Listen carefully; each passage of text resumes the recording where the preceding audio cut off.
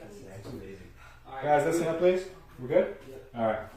Okay, everyone, how was everyone's weekend? I hope everyone enjoyed it. It was nice weather finally. We missed that hurricane. Thank God. Yeah. What did you guys get into? What did you guys do? You did a lot of training on here, Ed. I did, yeah. You ready? Yeah. You're not ready yet, right? I'm not ready yet. No. But you're improving?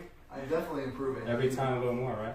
It's crazy. Like, I mean, it builds it to be harder and harder as it goes, but just the basic things are a lot easier to be able to do, even though I'm doing a lot more of them, obviously. Mm-hmm. Body weight exercises a lot Yeah, over here? all Good. of them are body weight. Good. You feel like awesome, right? That you could do that like at a later age in life that you weren't doing when you were younger? I'm doing more like squats and lunges in the past 30 days. I've probably done a cumulative my whole life. That's awesome, well. That's good. So you're getting ready for the Tough Mudder, right? Yeah. Yeah. Max, you ready for the Spartan? Yeah. I've always been scared of the Spartan one, but I'm going to do it this year. Yeah, now I'm looking like, oh my God. You know what it is? I'm more scared of the burpees than the actual... Than the actual, what's it called, the obstacles. Because the obstacles I like, but the burpees I can't. And I sign up, so they time me, so it's elite and 10 miles. 10 miles with 30 obstacles. I'm like, oh my God, Yeah. what have I done? Yeah. So now I have to, Where is it? Now I train. It's Vernon? Vernon? Oh, okay, by Action Park, where it used to be Action Park? Nobody knows. Anybody under 30 doesn't know Action Park, that's where everybody would get hurt on that. Dave, you know the remnants of that thing is still there? That little roller ride thing? Yeah, when you take the slope thing, whatever that thing is called? The lift. The lift? When you take the lift up, you can still see like all the broken pieces of that. You used to be able to jump off this cliff thing there too? I don't know how that was allowed. Yeah, back then. It's crazy. Everything was allowed back then. Alright, so guys, today we're going to cover, our topic for today is going to be how to convert your leads. I feel that you guys are probably getting a lot of leads and you're converting or at a very low rate, or maybe sometimes converting the wrong people. So converting doesn't always mean like that you have to convert every single person, because some people are not meant for you to convert. You know, you have to know the difference in who you want to work with and who you shouldn't work with.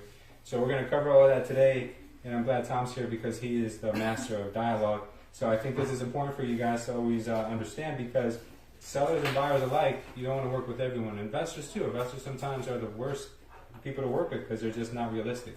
So we're going to talk about that today and see which ones we should go after and how we should get them to commit. And one other thing too you guys got to remember is that you don't want to try too hard, because if they're not going to match your willingness, then there's no reason for you to have to go crazy, because then you're going to find that it's really disappointing that you're trying so hard and meanwhile this person misses appointments, they don't answer your calls. So we're going to get into all of that because I don't want you guys to get burnt out. Alright, so today's agenda looks something like this. I did leave one thing out that I forgot to add in, and we have John Yurkovich coming in today with his team, and he's going to talk to us about some loan products that he has, and I believe he mentioned to us that those loan products are actually able to compensate us somehow. I don't know. That sounds like an interesting thing. So right now we're going to go over some Q&A. We're going to have a quick quiz. We've got also our presentation on how to engage a prospect. Then we're going to, once you guys feel comfortable enough with it, we're going to have break you up into a couple little groups. And each one of you guys are going to pick a representative from each group to engage a prospect live.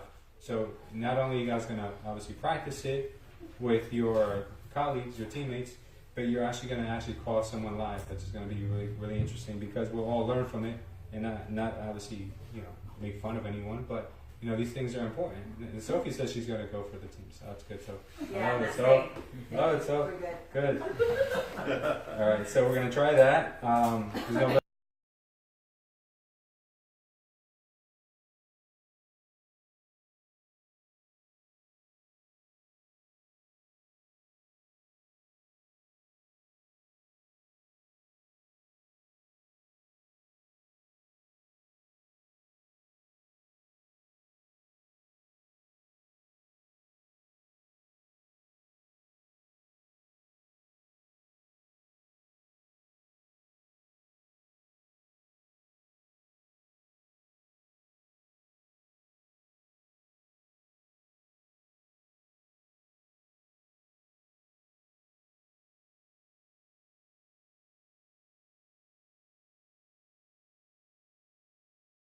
Foreclosure proceeding. Everything that you could throw at it will not affect it unless it's a bankruptcy, then that will stop the foreclosure. But as far as a modification or a short sale go, they really don't. The dialogue I use with my short sale prospects is that if we show the bank that we're trying to do something, they're more likely to postpone it or adjourn it, but they will not stop it. The process still goes on. And if there happens to be a sale day and they see you're doing something, they could very likely adjourn it. Okay? But they're very unlikely to adjourn it if you wait till you have a sheriff sale date to start the process. Because then they're like, this person, he just waited to the last minute to do something. So that's a good conversation piece, and that's what we're going to talk about today. Is how to get these people to work with you. You have to build their trust, so you got to know what you're talking about. Thank you. Anyone else have a question about anything similar, related? Yes, Ed. I guess I know this is more of a dialogue question. So when I was at my open house today, I had a couple people yesterday who asked me, it's like, how long has the house been on the market for? What will the homeowner take? What will they accept? Yeah, and I had a hard time, like, what do I tell them? What the house is listed for $350. What will they accept? I don't know what they'll accept. Like, make an offer. I really don't know what they'll accept. Yeah. I'm not even. But Tom, they seem to think like you know something. Yeah. What? No, with something like that, you can't. Basically, the asking price is whatever it is, and so forth. I used to tell people, when I train people, I said, if you're interested in buying this house, don't talk about offer. If you're interested in buying this house, if you'll come within 10% of the asking price, I'm sure they'll listen to that. Didn't say they'd accept it, but they'll listen to it. So 300,000, if you come in with 270, you got the negotiating process started. Come in within 10% of the asking price, I'm sure they'll listen to that. Don't know if they'll take it. Yeah, I guess the right answer would be like, if you want to know what they'll accept 350. But if you want them to converse with you and have a Right. a dialogue, come in Listen within to 10%. That's good. I like that. That's good, Tom. Yeah, because that's like walking on eggshells because you represent the seller and you may represent the buyer as well. So you got to make sure that you're very neutral in that. Right. I mean, she was giving me offers basically. She was saying to me, "Oh, well, would you take this, or do you think you would take this?" And I said to her, "I was like, I just said I can't speak. I always say for him." Tell them, put it in writing. Yeah, exactly. I would always say, hey, let's put it in writing and see what they say. That's all I would do. Because if you come back and say, you know what, I had an offer like that and they turned it down, so you're going to have to come higher, then that one, it kind of shows them, it kind of tells them what's been on the table. So they're like, okay, I'll come in a couple grand more. So that's unfair too. Because, you're not getting your client the most that they could get for the home. If you're sitting in a really nice open house and it's new listing and so forth, every time you meet them at the front door, when you meet them at the front door, say, this is a nice house, I expect to sell it today. When you meet and greet, go through that, hey, this is a nice house, I expect to sell it today. Plant the seed in their head before they ever look at the house. Okay? Yeah, that's definitely good. Anyone else have a question? Anyone else doing the open houses and kind of like learned or was confused by a process or something that might happen? Okay. I had something happen to me this weekend where I think you guys can all benefit from the experience. I had one of our newer agents make an appointment with me to see one of our off-market properties, and it was on a Sunday and uncommon time, like at 4 o'clock in the afternoon. So it was kind of weird for the seller or for myself to be available, but we made it available, and I gave them the opportunity to come and show at that time. So I said, you know what, it's a high-priced property. Let's go ahead. Let's do it. So I got it done. Then I get a call an hour before the appointment saying that the buyer, he thinks the price is too high, and then he thinks that he's not going to be able to work with those numbers. But I feel that the right questions weren't asked prior to the appointment. So I think that that could have been averted. And when you make an appointment with a high-priced seller and then you cancel an hour before, you don't really look that good. So you got to make sure that when you're showing a home, any home, it doesn't matter the price, but especially in the higher brackets, you want to make sure the people you're bringing over there, that they know everything about the house before, or the property before you make that appointment. Because if you make the appointment and you cancel, you're also screwing yourself up, because you're probably moving around your schedule, putting other people aside. You want to make sure they know all the aspects of the property, measure their interest in the property, and then if it's the right one, then show it, and then you won't have any issues. Yes, Sam? After you do everything he just said, ask him, is this home within your price range?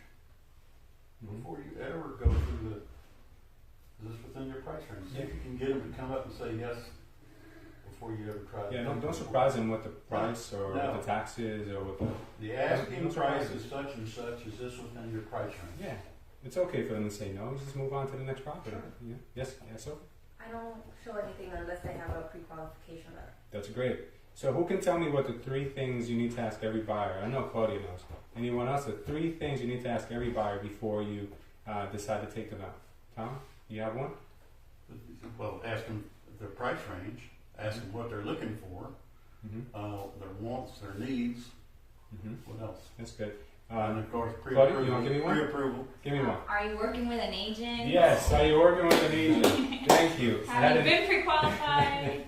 And are you looking to buy in the next 30 to 60 or 90 days? That's awesome. Great. That's the first time buyers. Yeah, I mean that's great. the first time. Yes, first time buyers. Yeah, I mean that's awesome because I had an agent in this office drive from Sussex County to Hudson County to show a property just to find out that the only reason he called her was because they were having a tough time making the appointment with the office. So they called her and then they told her that they had a realtor. And she was like, oh my God. Like, she was so pissed. But I said, good. I mean, you learned and you won't do that again, I'm sure. You'll ask the right questions.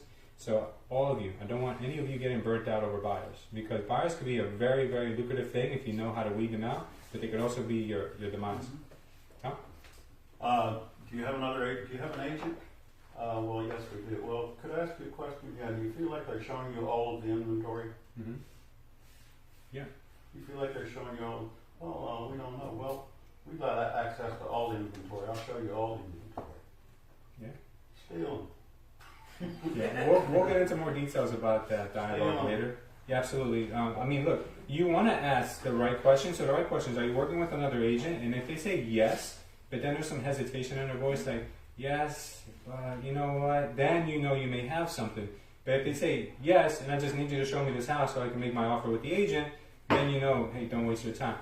I fell for a trick one time. Well, not a trick, I guess. I fell for this guy one time where he was buying a higher-end home, and he said to me, I just want to be open with you. I am working with another agent as well. And whoever shows me a property that I'm most likely interested in, then I'll buy that home first. So I said, you know what, I'm up for the challenge. I did it. So I ended up not getting, the sale. So I regret doing it because he even warned me, like, I'm working with another agent. He went with the other person. He clearly told me when he found the house. He wasn't disrespectful at all. But you guys got to make sure that if you are with another broker, that they're willing to part ways with that broker. Right. You make it very clear. That's why I even ask, I tell you guys at open houses when you're face to face, ask them if they have another agent if you want to. But I almost assume that even if they do, I'm going to take over. And then if they say yes, they want to start seeing homes with me, then I'll ask them, are you working with an agent at that point? Because if you ask them first, a lot of people who even don't have agents will tell you they do have agents. Just so you leave them alone. Just so you leave them alone, exactly. So just engage a conversation of working together. Just and then after assume they you, don't. assume the sale, and then after they're committed to you, ask them, oh, by the way, are you working with another agent? Oh, yes, I am. Okay, well, these homes that you'll be seeing with me, will you be presenting offers through me if you like them? Don't be scared to ask those questions. Ed?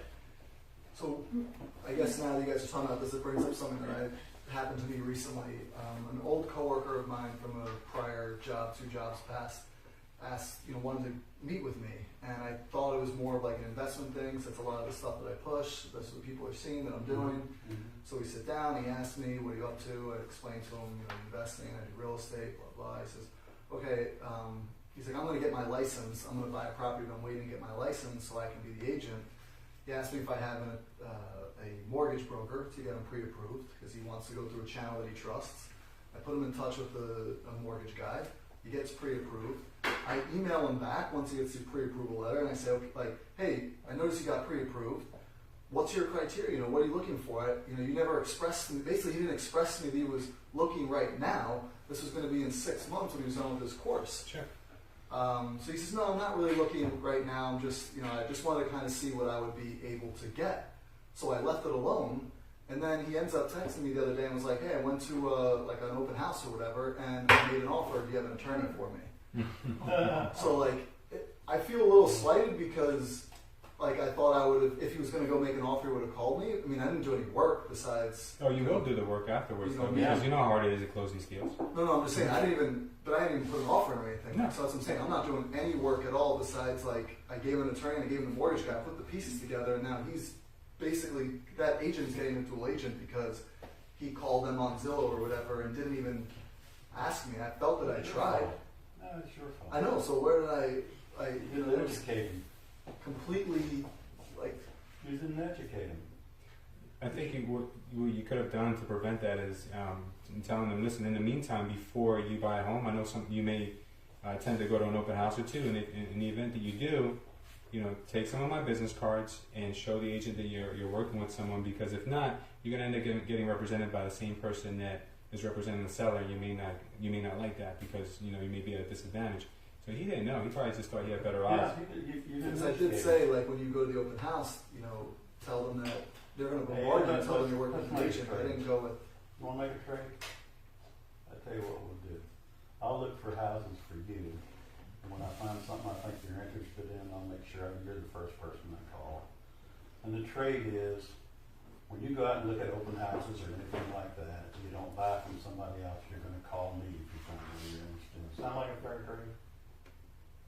It certainly does, and I'm not saying that wouldn't work. I guess I just completely misread that he was looking Yeah, right sure. now. Like he said in 6 months he was going to look when he had his license, and the next thing you know, like Well, a that week sounds later, the guy's. fishy to me to Why start do you want with. his license? Fishing Yeah. first.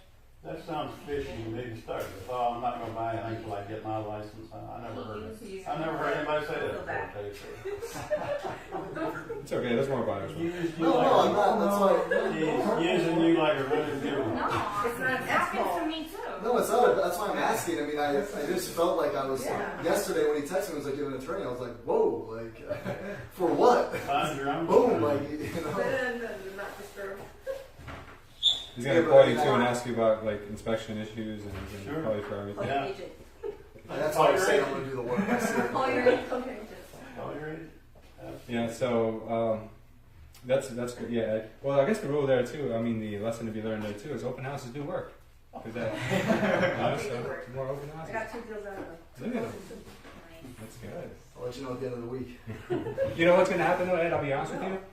I see a lot of times more and more now, deals fall apart. So keep an eye on your friend, help him as much as possible, because the next go around you may be the Right. one You might be the next Well, that's why one. I'm also, I pass on my attorney. Like, I'm trying to keep good faith, good business. Yeah. Maybe my attorney will send me Well, hopefully he's not watching this. Maybe your deal will falter. If he's watching, man, Call it. get back to work. You got a job. Whose internet is lousy today? Because the internet is really bad for me. Probably mine. Go ahead. You guys been watching. Go ahead. He's gonna call Ed. Is that really how you How's feel? the process going? He's gonna, Ed, I'll be right over with a box of tissues and a wide end. Thanks for the support, guys. Okay. For me, I was getting asked a lot of financial questions, and I shut down because I'm not your financial person. Good. The best service I can offer Like, you oh, if I put this much, how much is my mortgage gonna be? And I'm like, oh, I'm so glad you asked me that question. That's what you gotta say.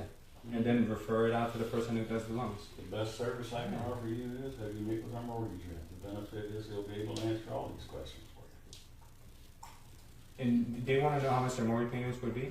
yeah. Okay. They can use your calculator on conversion. I mean, I did. I was like, oh, well, I was like, I'm not that fast with numbers. And I was like, let me get my calculator. And then, like, it depends how much you're trying to put down. Oh, so you answered it great. Look at you. You're acting like it throws up like a deer in the But headlights. I feel like with her, but the way that she reacted to my response, it wasn't like, I felt like she was testing me to see how much I knew, to see if she could even go with me. Okay. Because she said she had a property she needed to list before she buys. It's a job interview. Right. He was interviewing you. That's what was happening. Yeah. I feel like when She I didn't used want to give me her email. Yeah, I think what we should do is cover next Mastermind. We should cover on how to like figure out mortgage payments on our own, or maybe because I feel like I've won the most trust over on clients when I used to do the numbers for them, even though I wasn't doing the loan. They were like, wow, like that really helps. So yeah, I think that would be great. I'll try it next time. Me too. I will like that. So Louis, Yes. So have a client or an ex-client that was just sold his house. So he's going with me and somebody else, and he said, "Oh, whoever gets me a house first, or I'll work with whoever gets." Oh. I'm like, why should I even try? yeah, I mean that's really the. You know, If you can't make a commitment, then you don't Yeah, want to go there. no. There are so many people out there to work with. It's not even. Yeah, you know, when you work with everybody, you're really working with nobody. Absolutely. What do you mean? They'll say, well, you're working with nobody. You're not on his top priority, you're not on my top priority, so you're really working with nobody. You want to work with somebody, you want to work with nobody. Next. Yeah, on to the next. Yeah, and this is a friend too. Want to stay my friend? Not that close friends. Yes. You want to continue to be my friend? Go ahead and buy one from somebody else. I'm friends with mom. Thanks. Where are we? Trying to get a signal.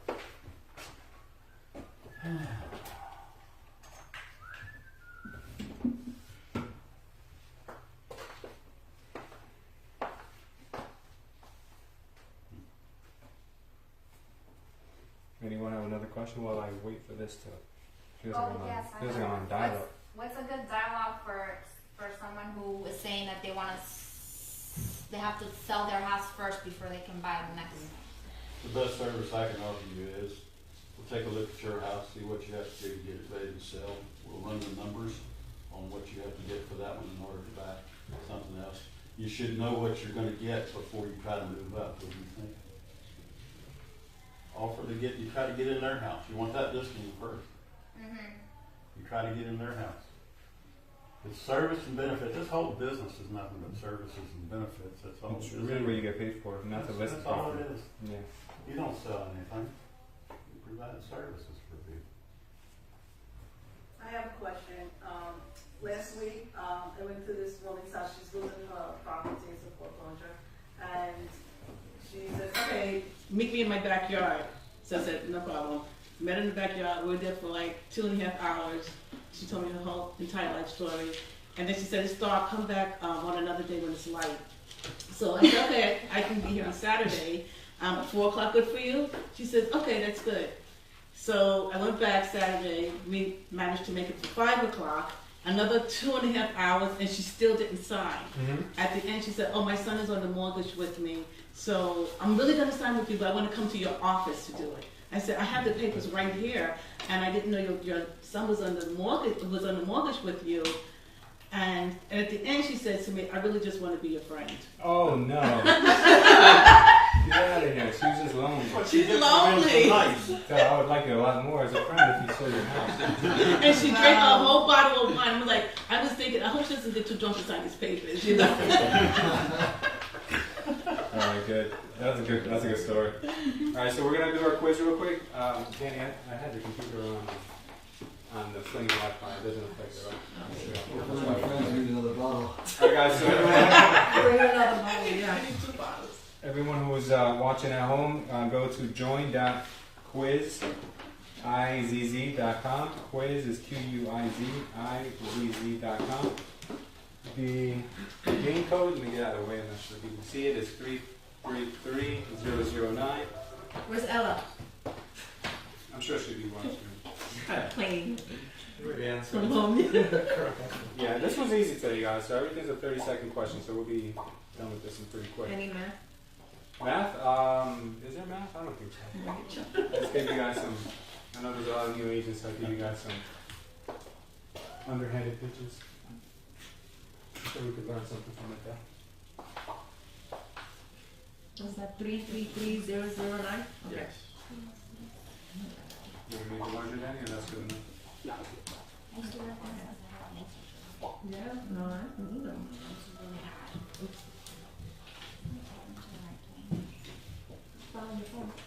Did you use the math?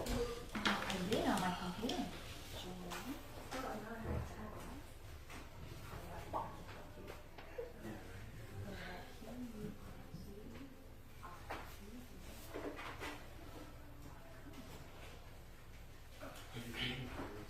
Does anyone have our live feed on their computer or their phone right now? Yeah, I got it here. Can you read Lauren's entire question? Because I for some reason I can't read the entire questions. I can only read like part of them.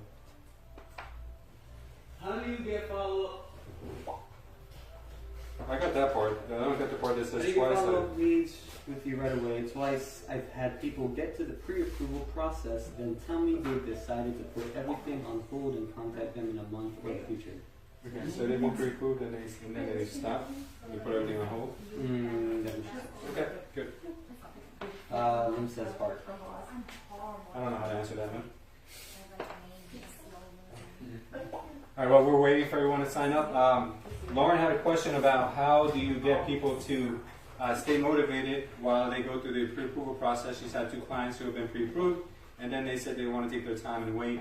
The only answer to that is you got to have a lot of people in your pipeline, because if you only have 2 candidates, the chances of both of those deals dying are pretty high. So it just means that if someone says that to you, no worries, that's fine. Keep them on your campaign. Let them use your website. Let them use your app, and check in with them from time to time to just move on to the next. There is no way of swaying someone who's unmotivated. You can't teach motivation. You can get them motivated for the day, and then they'll go home and they'll talk themselves out of it the next day. So if the willingness is not there, don't try to convince them. It's not gonna turn out good for anyone. You can talk to them about houses you've seen that you thought they might be interested in when they get ready, just to try to keep them a little bit motivated. I saw a nice house today. I thought you might be interested in this one. Just like there's, they don't care whether it's 2 months from now or 6 months from now. Yeah. Yes. I read somewhere it says motivation is like a shower. It's recommended every day. Daily. I think Zig Ziglar. It is. It's like working out. If you stop working out, you're gonna lose your physique, and if you stop motivating yourself, you're gonna be in the slump. So you definitely need it every day. Okay, good. So we'll start our quiz now. All right. So you guys have an opportunity to win today because Ella's not here. So I hope Mateo's not as equally as. Yeah. All right. Good. All right. So let's go ahead and get started. Pressure's on you, man. Let's see who got all the smarts in the family. No pressure. No pressure.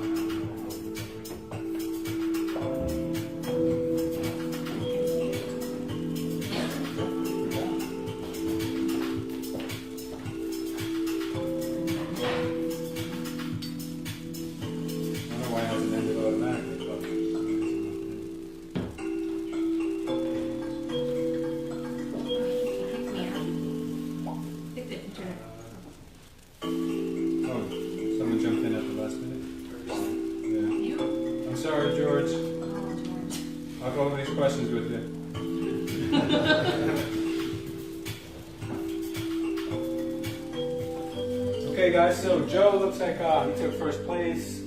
Good job, Joe. For those of you guys who don't know, Joe just joined the office last week. He's an experienced commercial real estate broker, so if anyone has any questions about commercial, I'm sure he's the guy to ask. Cheating. Okay, let's see. So let's review these questions. First question that we have on our screen, a person had a foreclosure on their credit. How many years have to pass before they qualify for an FHA loan? The correct answer is 3 years. There's different types of mortgage programs you guys can use for someone who had a foreclosure or a short sale on their credit. They look at it exactly the same. If they had a modification, if they had a foreclosure, or if they had a short sale, banks for some reason look at that all the same. They group it into one. So the correct answer for FHA is 3 years. For a VA, I've closed them as soon as 2 years. For conventional, it's going to be 4 years after the closing. For most banks, that's what they want, the date on the HUD. So that's where you're going to run into a lot. So for FHA rule of thumb, it's 3 years, guys. Next question we have. Okay, what is the average cost of removing? Oh, sure. What is the average cost of removing an oil tank that has no contamination and is located in the front lawn? Reason why I put so much detail into the question is because oil tanks could range really wildly if there is contamination. But if there is no contamination and they don't have to break any concrete or blacktop to get to it, it's just in the front lawn, it shouldn't really cost any more than $1,350 to $1,500. If there is contamination, then the prices are probably going to start at like $8 grand, $7 grand and up, and they can go as high as who knows. Most of them that are contaminated are somewhere in the 15,000 mark, somewhere in that range. So that's something for you guys to learn, for those of you who didn't know that. Okay, next question. How long do you have to wait to apply for FHA financing on a home that is a flip? Okay, so Danny buys a home, he fixes it, and he puts it right back on the market 30 days later. Okay, now this home needed really very minimal work, so the question is, how long do you have to wait until you get financing for FHA on that property? The correct answer is 90 days. So on the 91st day, you guys can write up the contract. Before that, the contract can't be written up. If you have a contract that's written up for 30 days after the flip was completed, when Danny put it on the market for the first time, then that contract can't be held and then presented on the 91st day. It has to be a new contract that's on the 91st day. Then it can go into processing with the mortgage company. Then it can go into underwriting. There are other programs that will allow you to have no season.